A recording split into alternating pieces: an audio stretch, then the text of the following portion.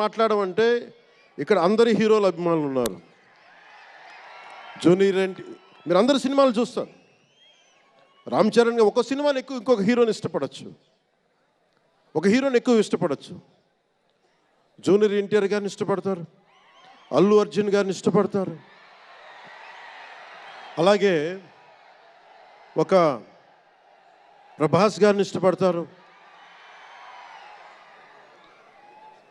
ఇంకా హీరోస్ పేర్లు అందరూ చెప్పి ఒకసారి మర్చిపోయి.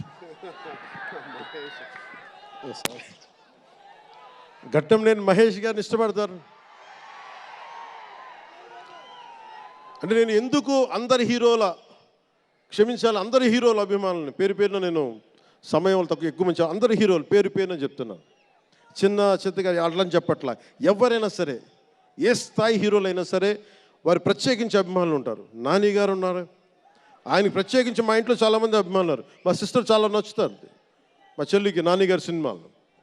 ఇలాగా మా ఇంట్లో అందరికి కూడా మాకు మా చిరంజీవి గారు మాకు నేర్పించింది ఒక హీరోని ద్వేషించే పని మాకు ఎప్పుడు మాకు తెలియదు. మాకు చిన్నప్పటి నుంచి మా జీవితంలో కళమా తల్లి సాక్షిగా చెప్తున్నాం, ఎప్పుడు కూడా మా ఇంట్లో ఈ హీరో సినిమా పోవాలి మేము ఉండాలి మా ఇంట్లో ఎప్పుడు లేదు. అసలు ఆ సంస్కృతి మా ఇంట్లో లేదు.